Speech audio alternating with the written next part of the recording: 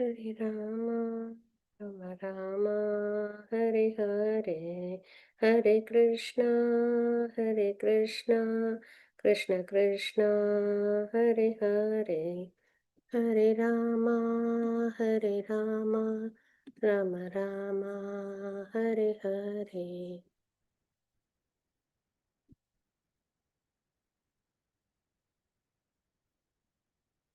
Hare Rama, Hare Rama, Rama Rama, Hare Hare.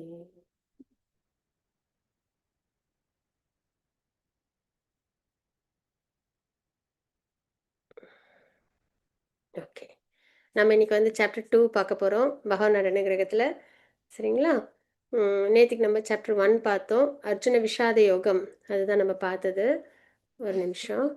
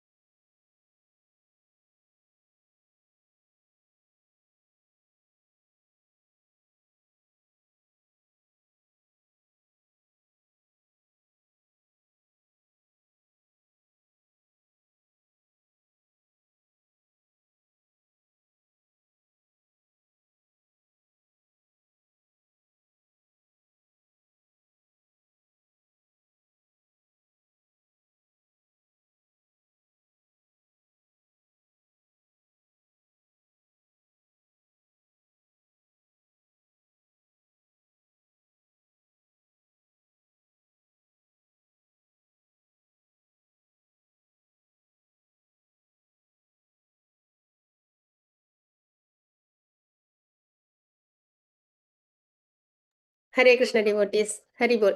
Okay, நம்ம வந்து chapter 2 பார்க்க போகிறோம். நம்ம இன்னைக்கு பகவானோட அனுகிரகத்தில்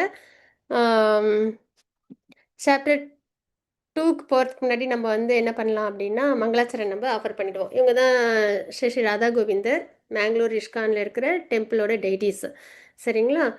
அவங்கள்ட்ட நம்ம பிரார்த்தனை பண்ணிப்போம், நல்லபடியாக பகவத்கீதை நம்ம லேர்ன் பண்ணணும், நல்லபடியாக அதை நம்ம வாழ்க்கையிலையும் ஃபாலோ பண்ணணும் அப்படின்ற ஒரு பக்தியில் சிறப்பாக இருக்கணும் அப்படின்ற பிரார்த்தனையோடு நம்ம ஸ்டார்ட் பண்ணுவோம். யாருக்கும் மங்களாச்சரண் ஆஃபர் பண்ண விருப்பம் இருக்கா அப்படின்னு சொல்லுங்கள். நான் ட்ரை பண்ணுவேன் மாதாஜி. அவசியம் மாதாஜி, கண்டிப்பா. உங்களுக்கு ஷேர் பண்ணணுமா மாதாஜி? கண்டென்ட் இல்ல வேணுமா? இல்ல என்கிட்ட இருக்குது. சரி, ஓகே. சத்யா மாதாஜி. ஹரே கிருஷ்ண. ஹரே ஹரே கிருஷ்ணா. கிருஷ்ண மாதாஜி. ஆஃபர் பண்ணுங்க. ஹரே கிருஷ்ணா. ஓம் நமோ பகவதே வாசுதேவாய. ஓம் நமோ பகவதே வாசுதேவாய. ஓம் நமோ பகவதே வாசுதேவாய. ஓம் அஞ்ஞான திமிராந்தஸ்ய ஞானாஞ்சன சலாபயா சசிருன்மிலிதம் என தஸ்மை ஸ்ரீ குருவே நமः.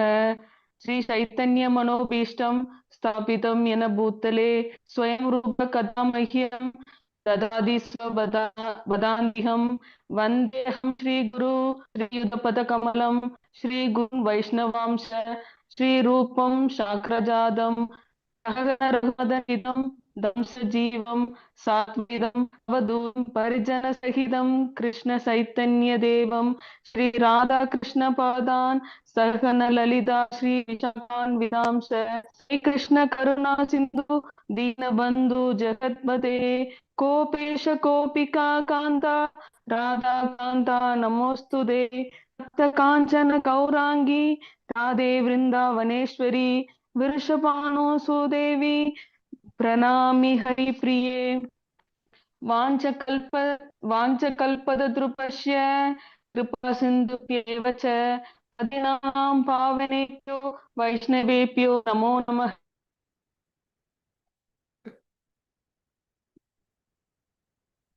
ஹரே கிருஷ்ணா. கேக்குதா மாதாஜி? கேக்குது மாதாஜி, ஆஃபர் பண்ணிக்கோங்க. நமः ஓம் விஷ்ணுபாதாய कृष्णा प्रेष्ठाय भूतले श्रीमते भक्ति वेदांत स्वामिनी इति नामिने नमस्ते सरस्वदेवे गौरवाणी प्रचारिणे निर्विशेष शून्यवादी पास्पचात्य देशधारिणे जय श्री कृष्ण चैतन्य प्रभु नित्यानंद श्री अद्वैत गदाधर श्री वासादि गौरभक्त वृंद हरे कृष्ण कृष्ण कृष्ण हरे हरे राम राम राम हरे हरे. हरे कृष्ण माताजी. ஹரே கிருஷ்ணா மாதாஜி, ஹரிபல் ரொம்ப அழகா ஆஃபர் பண்ணி கொடுத்தீங்க. ஹரே கிருஷ்ணா. Thank you மாதாஜி. ஹரே கிருஷ்ண. ஹரிபல். ஓகே, இப்போ நம்ம வந்து சாப்டர் 2 நம்ம பார்க்க போறோம், கீதையின் சாராம்சம் அப்படின்ட்டு. சரிங்களா? பகவத்கீதையில் நேற்றுக்கு நம்ம அர்ஜுன விஷாத யோகம் பார்த்தோம் பகவானோட அனுகிரகத்தில். இன்னைக்கு நம்ம வந்து செகண்ட் சாப்டர் பார்க்க போகிறோம். கீதையின் சாராம்சம் அப்படின்னா பகவத்கீதையில் என்ன இருக்கோ அதெல்லாம் இந்த சாப்டரில் பகவான் அப்படியே சம்மரைஸ் பண்ணியிருப்பாங்க. அதே மாதிரி 18th சாப்டர்லையும் சம்மரைஸ் பண்ணியிருப்பாங்க. சரிங்களா? பொதுவாக பகவத்கீதையில் நம்ம என்னென்னலாம் பார்ப்போம் அப்படின்னு பார்த்தீங்கன்னா 5 விஷயங்கள் நம்ம தெரிஞ்சுப்போம். ஈஸ்வர பகவானை பற்றி தெரிஞ்சுப்போம், ஜீவா ஆத்மா பற்றி தெரிஞ்சுப்போம், அது இன்னைய சாப்டரில் பார்ப்போம். அதுக்கப்புறம் வந்து பிரகிருதி, மெட்டீரியல் உலகம், நம்ம வாழ்கிறோம்ல இந்த ஜட உலகம், அதை பற்றி நம்ம தெரிஞ்சுப்போம், முக்கியமாக முக்குணங்கள் பற்றி. அதுக்கப்புறம் வந்து காலா, டைம். காலன்னா பகவான் வந்து எப்படி டைம் ஃபேக்டராக இருக்காங்க, காலம் அப்படியா இருக்காங்க அப்படின்றத பார்க்குறோம். ஏன்னா இந்த ஜட உலகத்தில் எல்லாத்துக்கும் ஒரு அளவுகோல் இருக்குது இல்லைங்களா? இப்போ நம்மளுக்கு ஒரு டேனா 24 ஹவர்ஸ் இருக்குது. அதே மாதிரி இந்த உலகம் உருவாகுது, இயங்குது, அதுக்கப்புறம் அனிகுலேட் ஆகுது இல்லைங்களா? அழியுது அப்படின்றத பார்க்குறோம். ஒரு மருந்து வாங்கணுன்னா அதுக்கு மேனுஃபேக்சரிங் டேட்டு, எக்ஸ்பைரி டேட்டுன்னு இருக்குது. இப்படி எல்லாத்துக்குமே ஒரு காலகட்டம் இருக்குது. நமக்குமே பர்த்ன்னு இருந்தால் ஒரு டெத்துன்னு ஒன்று இருக்குது. ஸோ நமக்குமே ஒரு காலகட்டம் இருக்குது. ஸோ அந்த காலம் அப்படின்றதும் இருக்குது. அதுலேயே நம்ம இன்டெப்த் நிறையா இருக்குது. பாகதெல்லாம் படிச்சிங்கன்னா நிறைய தெரியும். பிரம்மோட லைஃப் ஸ்பேன் என்ன, தேவர்களோட லைஃப் ஸ்பேன் என்ன, நம்மளோட லைஃப் ஸ்பேன் என்ன, இதெல்லாம் நம்மளுக்கு தெரிய வரும். சரிங்களா? ஸோ அந்த வகையில் காலம் அப்படின்றது பகவான் எப்படி காலமாக வராங்க அப்படின்றத நம்ம பார்க்குறோம். டைம் ஃபேக்டராக பகவான் எப்படி இருக்காங்க அப்படின்னு. அதுக்கப்புறம் வந்து கர்மான்றது செயல்கள். சரிங்களா? நம்ம என்னென்ன மாதிரி செயல்கள்லாம் செய்யணும், என்னென்னலாம் செய்யக்கூடாது, இந்த விஷயங்கள்லாம் பற்றி நம்ம பகவத்கீதையில் தெரிஞ்சுப்போம். ஸோ 5 விஷயம். ஒன்று வந்து பகவானை பற்றி, ஈஸ்வர, ஜீவா ஆத்மா நம்மளை பற்றி, பிரகிருதி இந்த ஜட உலகத்தை பற்றி, அதுக்கப்புறம் வந்து காலம், அப்புறம் கர்மா. சரிங்களா? ஸோ இந்த 5 விஷயங்கள் நம்ம படிப்போம். இது இல்லாமல் பகவத்கீதையில் பார்த்திங்கன்னா யோகா அப்படின்னு பார்ப்போம். நம்ம கர்ம யோகம், அஷ்டாங்க யோகம், பக்தி யோகம், ஞான யோகம்னு பார்ப்போம். யோகம் அப்படின்னா என்னன்னா, நம்ம வந்துட்டு பொதுவாக இந்த ஆசனம்லாம் பண்ணுறோம்ல, அது மட்டும் இல்லை. யோகான்றது ஆத்மாவையும் பரமாத்மாவையும் இணைக்கிற ஒரு சாதனம். சரிங்களா? இப்போ எப்படி நீங்கள் கேட்குறீங்க, நான் சொல்கிறேன். அதே மாதிரி நீங்கள் பேசுகிறீங்க, நான் கேட்குறேன் இல்லைங்களா?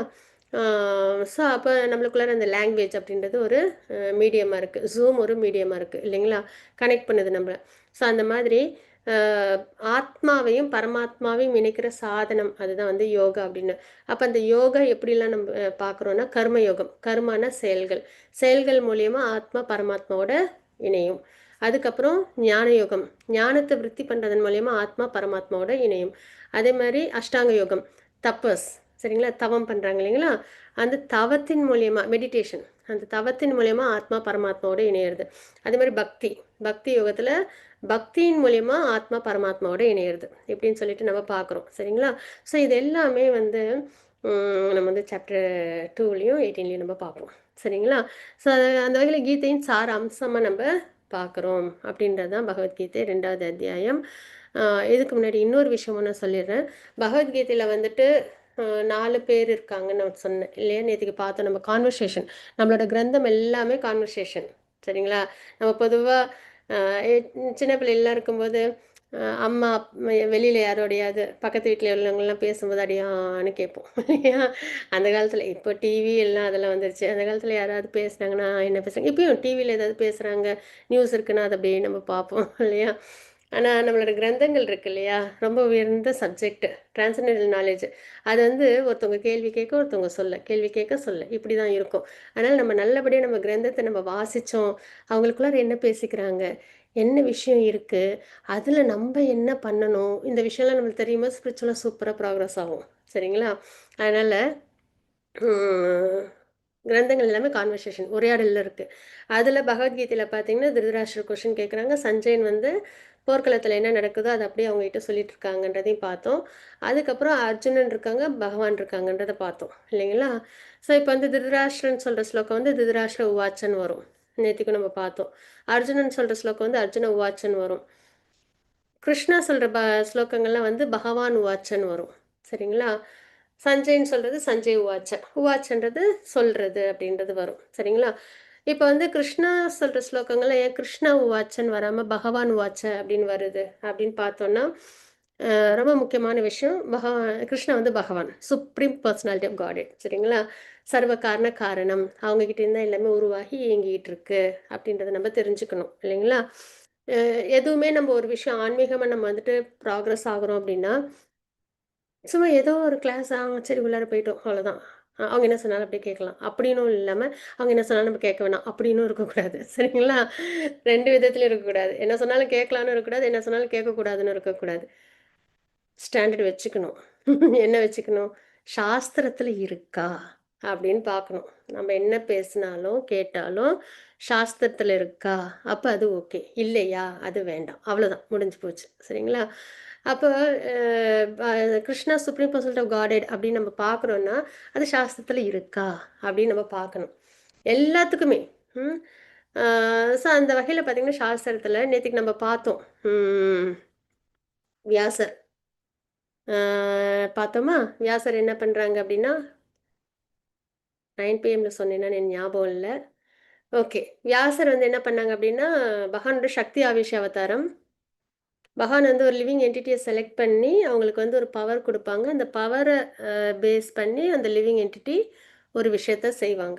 சரிங்களா?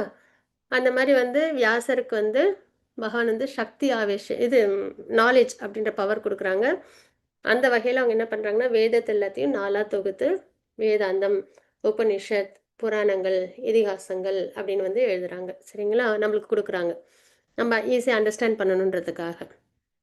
ஏன்னா ஒரு நார்மல் ஹியூமனால வேதத்தை அப்படி படிச்சு, அத வந்து பிரிச்சு, அதுக்கப்புறம் வேதாந்தம், உபநிஷத்து, புராணங்கள், இதிகாசங்கள்லாம் குடுக்க முடியாது. அந்த லைஃப் ஸ்பேன்ல. அப்போ அதுக்கான பவர் அ அந்த லிவிங் என்டிட்டிக்கு குடுக்குறாங்க. சரிங்களா? ஸோ வியாசர் வந்து பகவானோட சக்தி ஆவேஷ அவதாரம். அவங்களோட தந்தை தான் வந்து பராசர முனி. சரிங்களா? அவங்க வந்து விஷ்ணு புராணம் எழுதினவங்க. பகவானோட டிவோட்டி. விஷ்ணு புராணம் எழுதினவங்க அவங்க. ஸோ அவங்க வந்து விஷ்ணு புராணத்துல சொல்லியிருக்காங்க, யாருக்கிட்ட இந்த 6 ஆப்லன்சஸும் முழுமையா இருக்கோ, அவங்க பகவான் அப்படின்னு சொல்லி பகவானுக்கு டெஃபினிஷன் குடுத்துருப்பாங்க விஷ்ணு புராணத்துல. சரிங்களா? என்னென்ன ஆப்லன்சஸ்ன்னு பார்த்தோம்னா, ஃபேமஸா இருப்பாங்க, அழகா இருப்பாங்க, அதே மாரி நல்ல நாலேட்ஜா இருப்பாங்க, பவர்ஃபுல்லா இருப்பாங்க, ஸ்ட்ராங்கா இருப்பாங்க, வெல்தியா இருப்பாங்க, ரெனவுன்ஸ்டா இருப்பாங்க. இது எல்லாமே முழுமையா இருக்கணும் அதுவும். சும்மா அழகுனா, ஓகே. நார்மலா. வெல்த்னா, ஓகே. ஒரு மாடரேட்டா அப்படிலாம் இல்ல. முழுமையா அவங்கள விட அழகு வேற யாரும் கிடையாது. அவங்கள விட வெல்தி வேற யாரும் கிடையாது. அவங்கள விட நாலேட்ஜ் வேற யாரும் கிடையாது. அந்த மாதிரி இந்த 6ம் முழுமையா இருக்கணும்.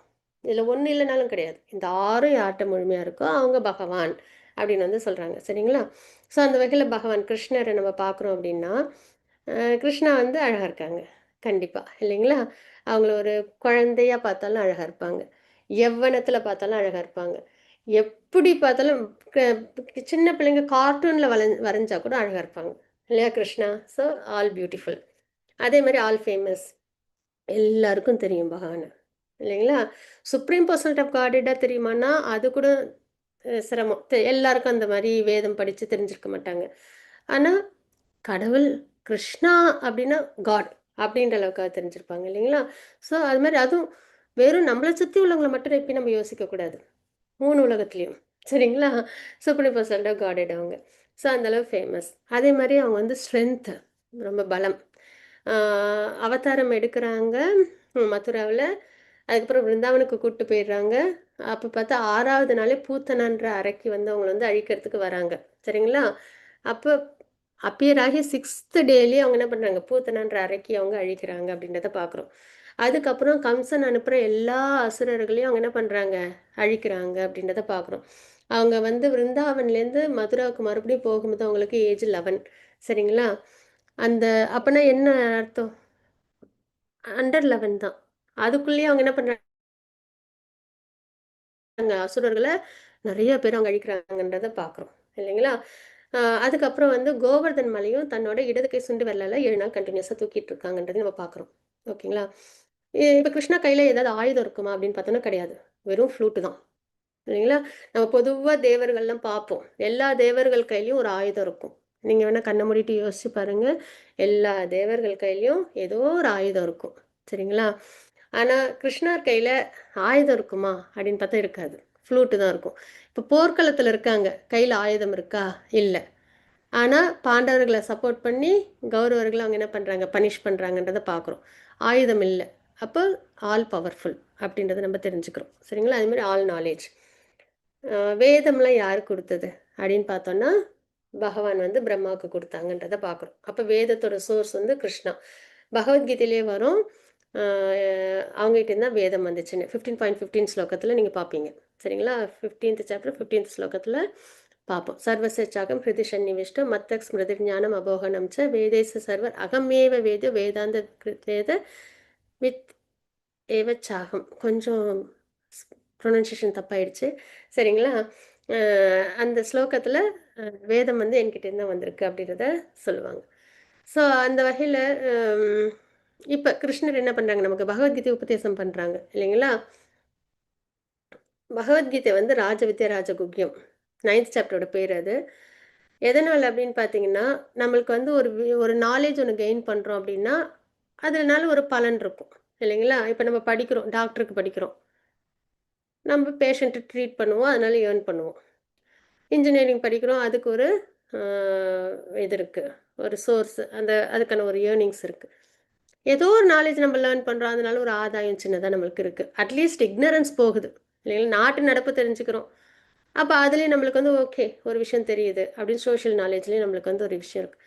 ஆனால் பகவத்கீதை அப்படின்றத நம்ம வந்து லேர்ன் பண்ணும்போது அந்த நாலேஜ்னால நம்மளுக்கு கிடைக்குது இல்லையா ஒரு பலன், அந்த பலன் வேறு எந்த நாலேஜ்க்கும் ஈக்குவல் கிடையாது. எதனால் அப்படின்னா பிறப்பு இறப்பு சுழற்சியிலேருந்தே நம்மளை அது வெளியில் கொண்டு வருது. சரிங்களா?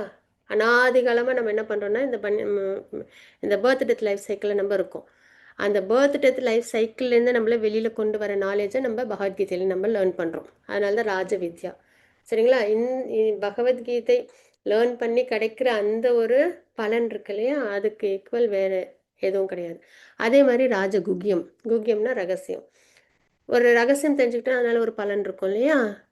ஆனால் பகவத்கீதைன்ற ரகசியம் நம்ம தெரிஞ்சுக்கும் போது பர்த் டெத் லைஃப் சைக்கிள்லேருந்து வெளியில் வந்து கிருஷ்ணாவுக்கு பக்தி பண்ணணும் அப்படின்ற அளவுக்கு நம்மளுக்கு என்ன தெரியுது, ரகசியம் தெரியுது. யார் சுப்ரீம், நம்ம ஜீவாத்மா, நம்ம பகவானுக்கு பக்தி பண்ணணும், இதெல்லாம் நம்ம தெரிஞ்சுக்கிறோம். நம்ம எட்டர்னல் பொசிஷன் நம்மளுக்கு தெரிய வருது இல்லைங்களா? ஸோ அதனால் ராஜ வித்யா ராஜகுக்கியம். இந்த மாதிரி உயர்ந்த நாலேஜ் நமக்கு யார் கொடுக்குறா? பகவான். All knowledge. சரிங்களா? அதுக்கப்புறம் ரினவுன்ஸ்னால் கம்ப்ளீட்டாக பற்றற்று இருப்பாங்க. நமக்கு இதில் ஏதாவது ஒன்று இருந்ததுன்னு வச்சுக்கோங்களேன், ஒரு அழகு இருக்குது, ஃபேமஸ் இருக்குது, இல்லை வந்துட்டு வெல்த் இருக்குது, ஸ்ட்ரென்த் இருக்குனாலும் உடனே ஒரு ப்ரைடு வரும், என்கிட்ட இருக்குது, ஐ ஹேவ் எவ்ரி திங் அப்படின்னு சொல்லிட்டு நம்ம என்ன பண்ணுவோம், கொஞ்சம் அந்த ப்ரைடு வந்துடும் இல்லையா? ஆனால் அது பற்று வேறு இருக்கும். என்னோட வீடு, என்னோட காரு, என்னோட ஃபேமிலி, எல்லாம் என்னோடது அப்படின்னு. ஆனால் இங்கே வந்து இவ்வளவும் இருந்து பகவான் எப்படி இருக்காங்கன்னா பற்றற்று இருக்கிறாங்க அப்படின்றத பார்க்குறோம். ஏன்னா பகவத்கீதையில் கடைசியில் எல்லா உபதேசம்லாம் கொடுத்து முடிச்சதுக்கப்புறம் அர்ஜுனன் தன்னோட டிவோட்டி தானே அதிகாரப்பூர்வமாக நீ போர் தான் பண்ணி ஆகணும், வேறு வழி இல்லை உனக்கு அப்படின்னு சொல்லவே மாட்டாங்க. நான் சொல்கிறத சொல்லிவிட்டு நீ செய்கிறத செய் அப்படின்னுவாங்க. சரிங்களா? ஸோ அதனால பற்றற்று இருக்கிறது ஆல் ரினவுன்ஸ்ட் அப்படின்னு பார்க்குறோம். அதே மாதிரி அதுக்கப்புறம் பார்த்திங்கன்னா வெல்த். வெல்த் அப்படின்னு பார்த்தோன்னா பகவான் வந்து எல்லாமே அவங்களது தான். சரிங்களா? ஆன்மீக உலகம், ஜட உலகங்கள் எல்லாமே அவங்களது தான். கிருஷ்ணா அப்படின்னு பார்த்தாலும் துவாரகையில் அவங்களுக்கு வந்து 16,108 குவீன்ஸு. சரிங்களா? அத்தனை குவீன்ஸுக்கும் அவங்க வந்து கோல்டில், அப்புறம் நல்ல வேல்யூபிள் ஜெம்ஸில், நல்ல வைடூரியெல்லாம் பதிச்சு நல்ல அந்த பேலஸ் வந்து அவங்க வந்து கொடுத்துருப்பாங்க. சரிங்களா? அந்த துவாரகா நகரமே வந்து தேவர்களும் பார்த்து ஆசைப்படுற அளவுக்கு இருக்குமா, சொர்க்கத்தை விட ரொம்ப அப்புலன்ஸோடு இருக்குமா. ஸோ அந்த வகையில் பார்த்தாலும் ஆல் அப்புலன்ஸ், ஆல் வெல்த். சரிங்களா? ஸோ அந்த மாதிரி பகவான் வந்து 6 ஆப்புலன்சஸ்லேயும் நிரம்ப இருப்பாங்க, குறைகள் இல்லாமல், குறைகளற்ற கோவிந்தர். சரிங்களா? ஸோ அதனால் யாருக்கிட்ட இந்த 6 விஷயமும் பொருந்த இருக்கோ அவங்க தான் பகவான் அப்படின்னு யார் சொல்லியிருக்கா? பராசரமுனி சொல்லியிருக்காங்க, வேதவியாசரோட தந்தை. வேதவியாசர் வந்து பராசரமுனிக்கு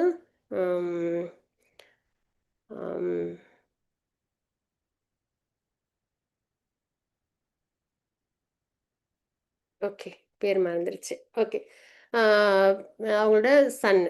சரிங்களா? சத்தியவதி. ஹரே கிருஷ்ணா.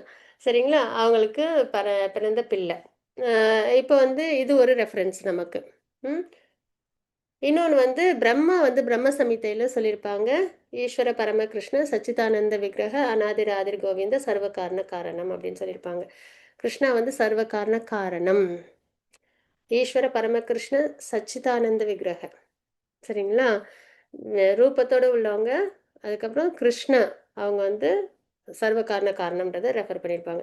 பகவத்கீதையிலே 10th சாப்டரில் 12-13 ஸ்லோகத்தில் அர்ஜுனர் சொல்லியிருப்பாங்க, பரம்பிரம்ம பரந்தாமன் ஸ்லோகத்தில் வரும், சரிங்களா? அதுலேயும் சொல்லியிருப்பாங்க, நாரதர் வியாசர் தேவலர் எல்லாரும் வந்து நீங்கள் தான் சுப்ரீம்ன்றதை சொல்லியிருக்காங்க. நானும் அதை வந்து ஏற்றுக்கிறேன், நீங்களேவும் சொல்லியிருக்கீங்க அப்படின்றத சொல்லி அங்கேயும் வந்து கன்ஃபர்மேஷன் கொடுப்பாங்க. ஏன்னா பகவான் வந்து 10.8 ஸ்லோகத்தில் அகம் சர்வஸ்ய பிரபோ ஸ்லோகத்தில் நான் தான் என்கிட்டேருந்து எல்லாமே உருவாகி இருக்கு அப்படின்றத அவங்களே சொல்லியிருப்பாங்க, சரிங்களா? பகவத்கீதையோட ஒரு பெருமை என்னன்னா பகவானே சொன்ன ஸ்லோகங்கள், அதனால உத்தம ஸ்லோகங்கள், சரிங்களா? இப்போ நம்மளுக்கு வந்து கவர்மெண்ட்ல நேராக பிரசிடென்ட்டே வந்து நம்மளுக்கு வந்துட்டு ஒரு விஷயத்த சொல்கிறாங்கன்னா நம்ம அதுக்கப்புறம் மாற்றுக்கிறதுக்கு எங்கேயாவது போவோமா? கிடையாது இல்லையா? அந்த மாதிரி சுப்ரீம் அத்தாரிட்டியே சொல்கிற உபதேசம், அதனால் நம்ம அதை என்ன பண்ணணும், அப்படியே நம்ம அக்செப்ட் பண்ணிக்கணும். அப்புறம் நாரதர் வியாசர்லாம் அக்செப்ட் பண்ணிட்டாங்க, அர்ஜுனர் அக்செப்ட் பண்ணிட்டாங்க, நம்ம ஏன் பண்ணக்கூடாது அப்படின்னு நம்மளுக்கு தோணணும், சரிங்களா? அதனால் ஏன்னா பண்ணலன்னா நமக்கு தான் பிரச்சனை, நமக்கு தான் தெளிவில்லாமல் இருப்போம்.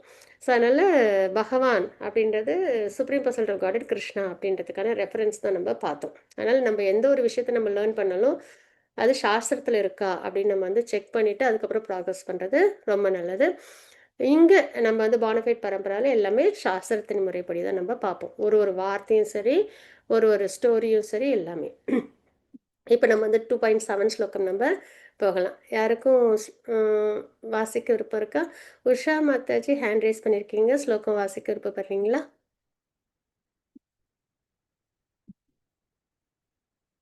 வேற யாருக்கும் ஸ்லோகம் இல்ல மாதாஜி, எனக்கு வந்து கொஸ்டின் ஆன்சர் ஓபன் ஆகல, அதுக்கு தான் ஹேண்ட் ரைஸ் பண்ணியிருக்கேன். சரி, ஓகே ஓகே, ஹரே கிருஷ்ணா.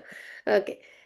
कार्पण्यदोषो भगतः स्वभावक पृच्छामि त्वां धर्मसम्मूढचैताः यश्रेयशा निश्चितं ब्रूहि तन्मे शिष्यस्तेऽहं शाति मां त्वां प्रपन्नम्. இதான் வந்து 2.7 ஸ்லோகம் ரொம்ப இம்பார்ட்டன்ட் ஸ்லோகம். பகவத்கீதையே இம்பார்ட்டன்ட், கிருஷ்ணாவே இம்பார்ட்டன்ட், அதுலேயும் 2.7 ஸ்லோகம் இம்பார்ட்டன்ட், சரிங்களா? என்ன இதில் பகவான் வந்து இது அர்ஜுனர் என்ன சொல்லியிருக்காங்கன்றதை பார்க்கலாம். இந்த ஸ்லோகம் அர்ஜுனர் சொன்னது, இப்பொழுது நான் என் கடமையை பற்றி குழப்பமடைந்து கருமித்தனமான பலவீனத்தால் என் இயல்புகளை எல்லாம் இழந்து விட்டேன், சரிங்களா? இந்நிலையில் எனக்கு நல்லது எது என்று நிச்சயமாக கூறும்படி உம்மை கேட்டுக்கொள்கின்றேன். இப்பொழுது உம்மிடம் சரணடைந்த சீடன் நான், அருள் கூர்ந்து எனக்கு அறிவுரை கூறுவீராக அப்படின்றத நம்ம இங்க பார்க்குறோம், சரிங்களா? கிருஷ்ணாவுக்கும் பகவானுக்கும் அர்ஜுனருக்கும் என்ன உறவு அப்படின்னு பார்த்தோம்னா நட்பின் உறவு. அப்ப நமக்கு கிருஷ்ணாவுக்கு என்ன உறவு? இப்ப அர்ஜுனர் ஒரு சோல், கிருஷ்ணா மட்டும்தான் சுப்ரீம் சூப்பர் சோல், மற்ற எல்லாருமே சோல் தான். அர்ஜுனருக்கும் பகவானுக்கும் என்ன உறவுன்னா நட்பின் உறவு, நண்பன், சரிங்களா? அப்போ அர்ஜுனருக்கு அந்த சோலுக்கு ஒரு உறவு பகவானோட இருக்கும்போது நமக்கு இருக்குமே அப்படின்னு நம்ம யோசிக்கணும். நம்மளோட உறவு பகவானோட என்னது அப்படின்னா கண்டிப்பாக நமக்கு ஒரு உறவு இருக்குது, ஆனால் அது பக்தி பண்ணும்போது நம்மளுக்கு ரிவீல் ஆகும், சரிங்களா? ஒன்று வந்து சுப்ரீமாவே வழிபாடு பண்ணுவோம் சாந்த ரசத்தில், இல்லையா தாசிய ரசத்தில் இருப்போம், ராமர் ஹனுமான் இருந்த மாதிரி, கருடன் பகவான் இருந்த மாதிரி தாசிய ரசம், மாஸ்டர் சர்வன்ட் அந்த மாதிரியான ஒரு உறவு இருக்கும். இல்லையா அர்ஜுனன் மாதிரி சாக்கிய ரசம், கோபாஸ் அர்ஜுனன் மாதிரி சாக்கிய ரசத்தில் இருக்கலாம். இல்லையா வாத்சல்ய ரசம், நந்த மகாராஜா யசோதா அம்மாவுக்கும் பகவானுக்கு எப்படி இருந்தது உறவு, பேரண்ட்டு குழந்தை அந்த ஒரு உறவில் இருந்தாங்களா, அந்த மாதிரி ஒரு உறவு. அப்புறம் கோபிஸ், அப்புறம் ராதாராணி அம்மாவுக்கும் பகவானுக்கும் என்ன உறவு இருந்தது, அந்த ஹஸ்பண்ட் லவ் அந்த ஒரு உறவு இருந்தது இல்லையா, மாதுரி ரசம். இது மகாலட்சுமி அம்மா, ருக்மிணி அம்மா எல்லாரும்.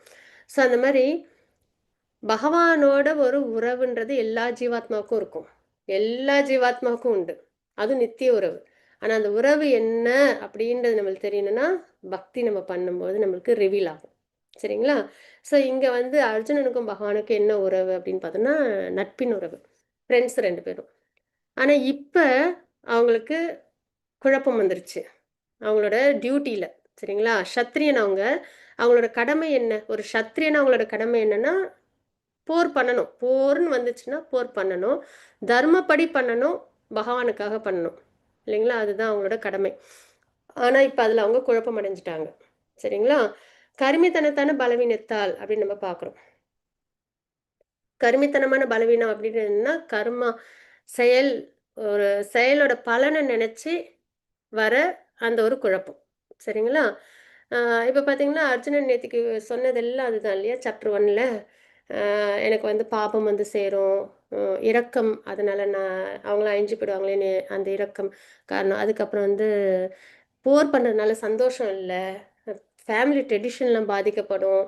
அப்ப நான் போர் பண்ணா இந்தந்த விஷயம் வந்து நடக்கும் அப்படின்னு நினைச்சு அவங்க என்ன பண்றாங்க? பலவீனமாயி அவங்களோட இயல்பெல்லாம் இழந்தாங்கன்னு நம்ம நேத்திக்கு ஸ்லோகத்திலே பார்த்தோம்.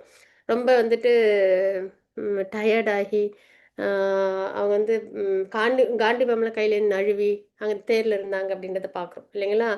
ஸோ அந்த மாரி பலனை எதிர்பார்த்து என்ன இந்த செயல் பண்ணா இந்த பலன் கிடைக்குமோ அப்படின்னு அந்த பலவீனத்தினால என்னோட இயல்புகள் எல்லாம் நான் இழந்து விட்டேன் அப்படின்றத சொல்றாங்க. சரிங்களா?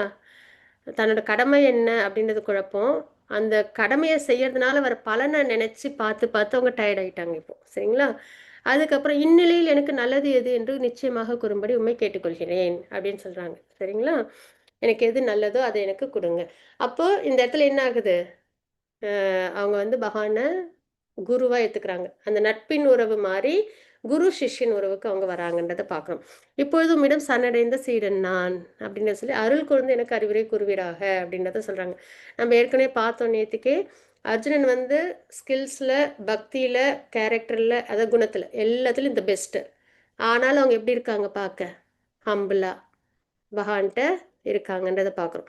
அந்த டிவோட்டிக்கு ஒரு உண்மையா ஒரு முக்கியமான அடையாளம் என்னன்னா அந்த ஹம்பிள்னஸ். சரிங்களா? ஸோ அதையும் நம்ம லேர்ன் பண்றோம். அதுக்கப்புறம் எப்படி அர்ஜுனன் சரணாகதி நம்ம பகவத்கீதைய ஆரம்பத்துலேருந்து கடைசி வரைக்கும் அர்ஜுனன் என்ன பண்றாங்களோ அதை அப்படியே ஃபாலோ பண்ணிடணும். சரிங்களா? அவங்க தான் நமக்கு மென்டார். அவங்க என்ன பண்றாங்களோ அதை அப்படியே நம்ம ஸ்வீகரிச்சு ஃபாலோ பண்ணிக்கணும். இந்த இடத்துல என்ன பண்றாங்க? நேத்துக்கே நம்ம பார்த்தோம்.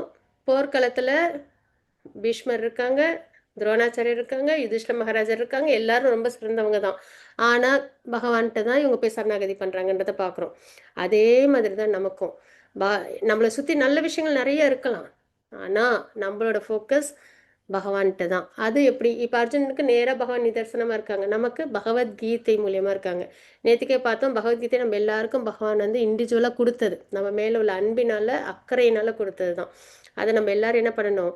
கிஃப்ட் கிடைக்குது. அதுவும் வேல்யூபிள் கிஃப்ட். ஆசையா வாங்கிக்கணும். சரிங்களா? நிராகரிக்கவே கூடாது. ஆசையா வாங்கிக்கணும். இவ்ளோ சோல்ஸ்ல என்னைய தேர்ந்தெடுத்திருக்கியே பகவானே! அப்படின்னு நினைச்சு ஆசையா பகவத்கீதைய வாங்கி அதை நம்ம என்ன பண்ணணும்? வாழணும். அந்த உபதேசத்தின்படி. அதுதான் வந்து நம்ம வேல்யூ பண்றது. ஏன்னா நம்மள வேல்யூ பண்ணி குடுத்துருக்காங்கல்ல. இத்தனை சோல்ஸ்ல எத்தனை பேருக்கு பகவத்கீதை அட்டெண்ட் பண்றதுக்கு, லேர்ன் பண்றதுக்கு வாய்ப்பு கிடைக்குது. அவங்களாம் நினைப்பாங்க, எனக்கு விருப்பம் இல்ல நான் போகலன்னு. அப்படி கிடையாது. அவங்களுக்கு அந்த சுக்ருதி இல்லைன்றது அர்த்தம். சரிங்களா? நம்மளுக்கெல்லாம் கிடைச்சிருக்கு. ஸோ நம்ம நல்லபடியா ஸ்வீகரிச்சுக்கணும். ஸோ அர்ஜுனனுக்கு ஏற்பட்ட அதே மாரி தான், இங்க நமக்கும் என்னன்னா, என்னோட கடமை என்னன்னு எனக்கும் தெரியல. நமக்கும் தெரியல. குழப்பமா இருக்கு. எது சரி, எது தப்புன்னு தெரியல. எது தர்மம், எது அதர்மம்னு தெரியல. சரியான கைடன்ஸ் நம்ம யாருக்கும் கிடையாது. இல்லையா?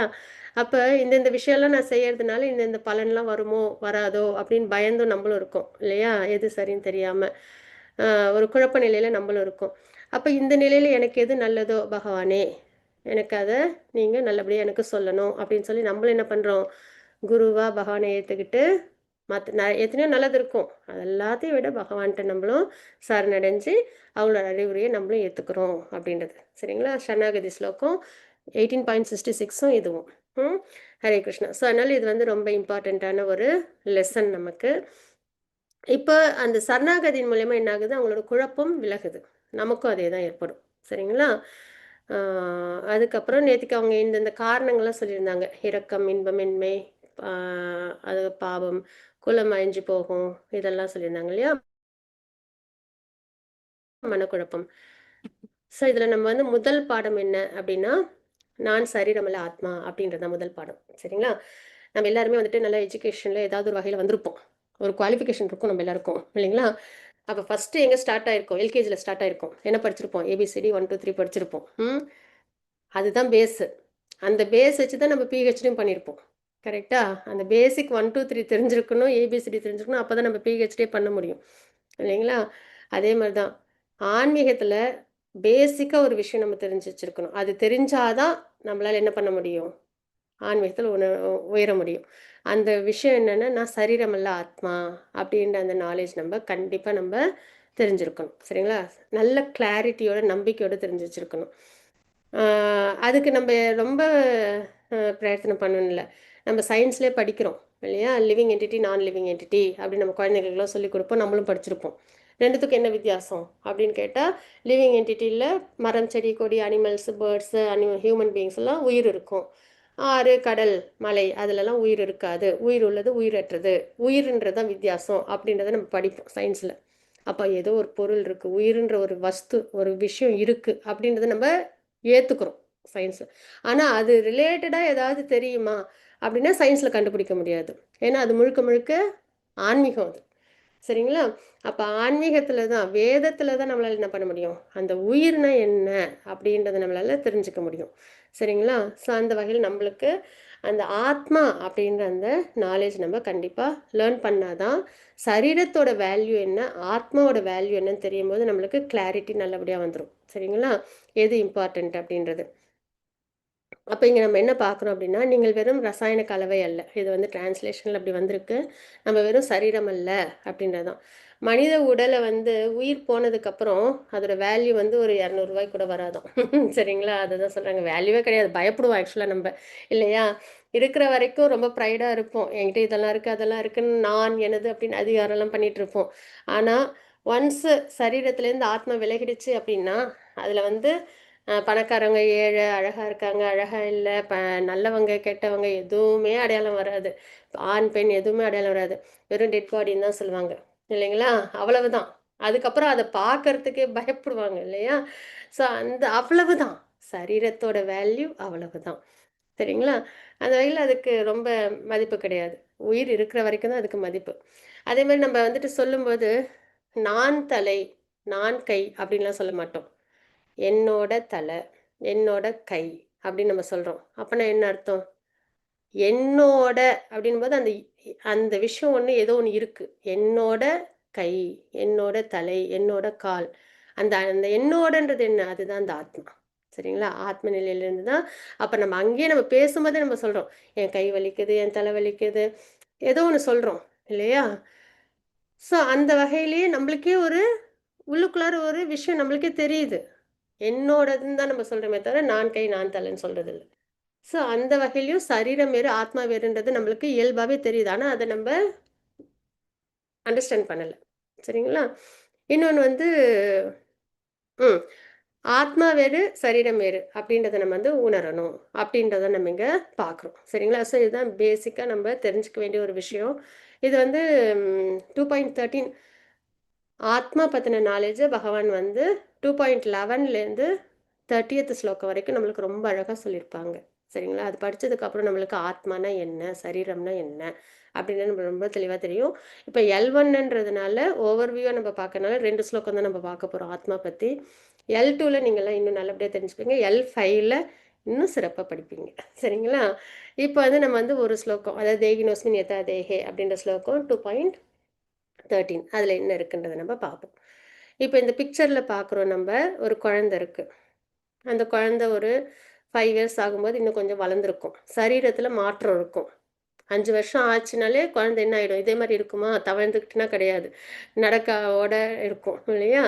அதே ஒரு யூத்ல வரும்போது இந்த மாரி நல்லா பலவானா இருப்பாங்க. நல்ல ஒரு அ அ ஒரு என்ன சொல்றது? ஒரு யங் யூத் அப்படி இருப்பாங்க. அதே மிடில் ஏஜ் வரும் அப்புறம். அதுக்கப்புறம் பார்த்தீங்கன்னா, இந்த மாரி கொஞ்சம் தளர்வு ஏற்படும். அதுக்கப்புறம் அந்த சரீரம் கம்ப்ளீட்டா டீகே ஆயிடும். இல்லைங்களா? இப்ப இந்த குழந்தை இந்த மாரி இருக்கும்போது உள்ளுக்குள்ளார சோல் இருக்கு. மாற்றம் இருக்கா? இல்ல. அதே மாரி இந்த குழந்தை அ வளர்ந்து 5 வயசு, 20 வயசு, 25 வயசு வரும்போதும் சோல் அப்படியே தான் இருக்கும். சரீரம் மாறுது. அதே மாரி அந்த மிடில் ஏஜ் அதுக்கப்புறம் அந்த ஓல்ட் ஏஜ் அந்த இடத்துல என்ன ஆகுது? சோல் அப்படியே தான் இருக்கு. சரீரம் மாறுது. இத நம்ம கண்ணு முன்னாடியே பார்க்குறோம். நமக்கும் நடக்குது. சரீரம் மாறிக்கிட்டே இருக்கு. குழந்தையிலேருந்து அப்படியே முதுமை வரைக்கும் சரீரம் மாறுது. ஆனா, சோல் ஏதாவது மாற்றம் இருக்கா அப்படின்னா இல்லை. அந்த உயிர் அதில் அப்படியே தான் இருக்கு. அதே மாதிரி தான் இறக்கும் நேரத்தில் அந்த சரீரம் போனதுக்கு அப்புறம், டெத்துக்கு அப்புறம் அந்த சோல் என்ன பண்ணுன்னா அது ஒன்றுமே ஆகாது. அது வேற ஒரு சரீரத்தை எடுத்துக்கும். அவ்வளவுதான். சரிங்களா? அதை நம்ம இங்க பார்க்கணும். பாலபருவம், இளமை, முதுமை என உடல் மாறுவது போல மரணத்தின் பின் ஆத்மா புதிய உடலை ஏற்கிறது. நம்மளோட கர்மா, ஸ்வபாவம், ஆசை இதை பேஸ் பண்ணி நமக்கு இன்னொரு சரீரம்ன்றது கிடைக்கும் அப்படின்றத நம்ம பார்க்குறோம். சரிங்களா? அப்போ உடல் வந்து தொடர்ந்து மாறுறதை நம்ம கண்கூடாவே பார்க்குறோம். குழந்தையிலேருந்து வளர்ந்து அப்படியே வயதாகிற வரைக்கும் நம்ம பார்க்குறோம். நமக்கும் அது நடக்குது. ஆனா ஆத்மா மாறுதா? இல்ல. அதேதான். இல்லையா? அதுதான். அப்ப மரணம் என்பது பழைய ஆடையை மாற்றுவது போன்றதாகும். எப்படி இந்த ஒரு ட்ரெஸ் நம்ம போட்டிருக்கிறது பழசா போச்சு, இல்ல கிழிஞ்சு போச்சு, இல்ல அழுக்கா போச்சு அப்படின்னா நம்ம என்ன பண்ணுவோம்? இத எடுத்து போட்டு வேற ஒண்ணு போட்டுக்கிறோம்ல. அது மாரி சோல் ஒரு சரீரத்துல இருக்கும். அந்த சரீரம் யூஸ்லெஸ் ஆகும்போது இன்னொரு சரீரம் எடுத்துக்குது. சரிங்களா? அது எப்படி செலக்ட் ஆகுது அந்த சரீரம் அப்படின்னா, நம்மளோட கர்மாவ பேஸ் பண்ணி செலக்ட் ஆகுது. அப்ப நம்ப ஆசைப்படுற விஷயம், நம்மளோட சுபாவம், கருமா இதெல்லாம் ரொம்ப கரெக்டா இருக்கணும். அப்பதான் நம்மளுக்கு நல்ல ட்ரெஸ் கிடைக்கும். சரிங்களா? இல்லன்னா என்ன ஆகும்? ரொம்ப சிரமமான ட்ரெஸ் தான் கிடைக்கும். சரிங்களா? இப்ப நம்ம நல்ல பணம் வச்சிருக்கோம்னா, நம்மளுக்கு புடிச்ச மாரி ட்ரெஸ் வாங்கிட்டு வருவோம். இல்ல பணம் கம்மியா இருக்கு அப்படின்னா, ஏதோ கிடைக்கிறத வாங்கிட்டு வருவோம். இல்லையா? அதே மாரி தான். நம்ம கர்மா நல்லா இருந்தது அப்படின்னா, நம்மளுக்கு நல்ல பக்தி பண்ணோம்னு வச்சுக்கோங்க. நம்மளுக்கு டிரான்சென்டென்டல் பாடியே கிடைச்சிடும். பகவான் லோகத்த அடைஞ்சிருவோம். இல்ல, நான் வந்து பக்தி பண்ணல. அ அப்படின்ற பட்சத்தில பயஸ் ஆக்டிவிட்டீஸா பண்ணோம் அப்படின்னா, ஹியூமன் லைஃபே கிடைக்கும். இல்லன்னா வந்து தேவர்கள் வாழ்க்கை கிடைக்கும். ரொம்ப பாபமான செயல்கள பண்ணி வாழ்ந்தோம் அப்படின்னா, நரகத்தில சிரமப்பட்டுட்டு வந்துட்டு, அதுக்கப்புறம் தாழ்ந்த பிறவியிலேருந்து நம்மளுக்கு மறுபடியும் வரும். அதாவது பிளான்ட்ஸு, அனிமல்ஸு அந்த மாரி பிறவியிலேருந்து மறுபடியும் நம்மளுக்கு ஹியூமன் லைஃப் கிடைக்கும். சரிங்களா? ஏன்னா அனிமல்ஸு, பிளான்ட்ஸ் வரைக்கும் என்ன வராது? கர்ம பலன் வராது. ஏன்னா அதுக்கு நாலேட்ஜ் இருக்காது. ஆனா ஹியூமன்ல வந்ததுக்கு அப்புறம் நம்ம அனிமல் லைஃப் மாரி வாழக்கூடாது. ஏன்னா அப்ப நம்மளுக்கு நாலேட்ஜ் இருக்கும். நமக்கு தெரியும் இப்ப பகவத்கீதை படிக்கணும், பாகவதம் படிக்கணும், கிருஷ்ணா இருக்காங்க, எல்லாம் நம்மளால புரிஞ்சுக்க முடியுது. இது அனிமல்ஸ்ட்ட போயிட்டு, பேர்ட்ஸ் கிட்ட போயிட்டு சொன்னோம்னா அதுக்கு தெரியுமா? பகவத்கீதை இருக்கு, சாண்ட் பண்ணணும் அதெல்லாம் சொன்னா அதுக்கு தெரியுமா? அதுக்கு தெரிஞ்சதெல்லாம் 4 விஷயம் தான். ஒண்ணு நல்லா சாப்பிடணும், நல்லா தூங்கணும், நல்லா இனவிருத்தி பண்ணிக்கணும், நல்ல பாதுகாப்பா இருக்கணும். இந்த 4 தவிர அதுக்கு வேற எதுவும் யோசிக்க தெரியாது. அப்ப அந்த அந்த விஷயத்துக்கு ஏத்த மாரி பகவான் அத கவனிச்சுக்கிட்டே இருப்பாங்க. எந்த ஒரு உயிரினத்துக்கும் இந்த 4 விஷயத்தையும் பகவான் சாட்டிஸ்ஃபை பண்ணிடுவாங்க. சரிங்களா? குடுத்துருவாங்க. அதுக்கு வேணுங்கிறத குடுத்துருவாங்க. அது கர்மாவும் வராது. இப்போ ஒரு அனிமல் ஒரு லயன் போய் ஒரு டீர அடிச்சு சாப்பிடுதுன்னா, அதுக்கு பாவம்லாம் வராது. ஏன்னா அதோட உணவு அதுதான். சரிங்களா? அவ்வளோதான். ஆனா ஹியூமன் லைஃப்ல இருந்துட்டு நல்லா சாப்பிடணும், நல்லா தூங்கணும், நல்லா இனவிருத்தி பண்ணணும், நல்லா வந்து பாதுகாப்பாடு இருக்கணும். இந்த மாரி நம்ம வாழ்ந்தோம்னா என்ன ஆகும்? நமக்கு கர்ம பலன் தான் வரும். சரிங்களா? அதுவும் வந்துட்டு ஹியூமன் லைஃப்ல இருக்கும். ஆனா பேர்ட்ஸ், அனிமல்ஸ் மாரி பசு, பட்சி மாரி வாழ்க்கை வாழ்றோம்னு அர்த்தம். அதனால அந்த மாரி இல்லாம, நம்மளோட அந்த ஹியூமன் லைஃப்‌க்கான அந்த ஒரு நேச்சருக்கு நம்ம எப்படி இருக்கணும்னா, பக்தி மார்க்கத்துல நம்ம வாழ்க்கைய கொண்டு வரணும். ஸோ அதனால ஆத்மா என்னைக்கும் அழியாது. நம்மலாம் என்னைக்கும் இருப்போம், எப்ப இருப்போம். ஆனா சரீரம் மட்டும் மாறும். அப்படின்றத தெரிஞ்சுக்கிறோம். சரிங்களா? அதே மாரி இந்த ஸ்லோகத்துல நம்ம என்ன பார்க்குறோம்னா, ஆத்மா எந்த ஆயுதத்தாலும் துண்டிக்கப்பட முடியாததும், நெருப்பால் எரிக்கப்பட முடியாததும், நீரால் நனைக்கப்பட முடியாததும், வீசும் காற்றால் உலர்த்தப்பட முடியாததும் ஆகும். அப்படின்றத நம்ம பார்க்குறோம். அப்ப ஆத்மா ஸ்திரமா இருக்கும். சரிங்களா?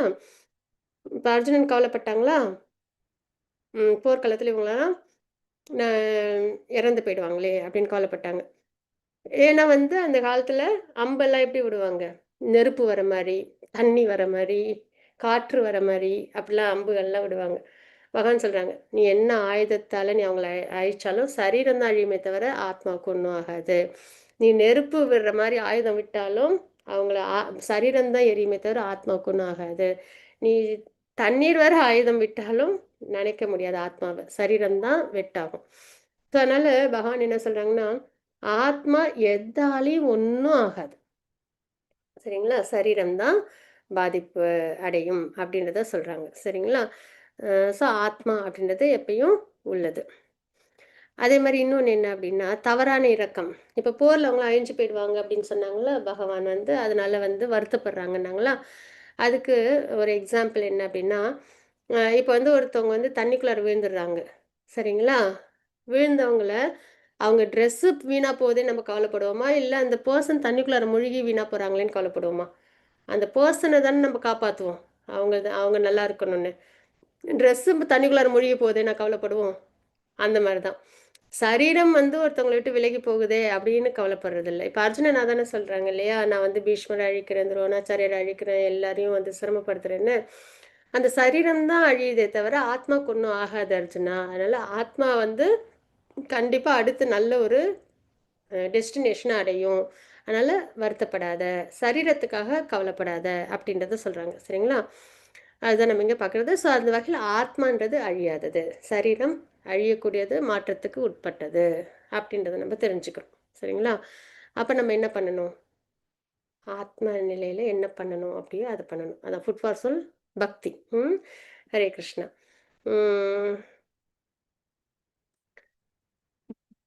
அடுத்த ஸ்லோகத்தில் என்ன பார்க்குறோம் அப்படின்னா 2 பாயிண்ட். இதோட நம்மளுக்கு வந்து ஆத்மா பற்றின 2 ஸ்லோகம் முடிஞ்சிருது. சரிங்களா? இன்னொன்று என்ன சொல்லியிருந்தாங்க அர்ஜுனன், சந்தோஷம் இல்லை அப்படின்னு சொல்லியிருந்தாங்க இல்லையா, அதுக்கான ஸ்லோகம் நம்ம இங்கே பார்க்குறோம். குந்தியின் மகனே, போர்க்களத்தில் நீ கொல்லப்பட்டால். யாருக்கா ஸ்லோகம் வாசிக்க விருப்பம் இருக்கா? ஸ்லோகம் டிரான்ஸ்லேஷன்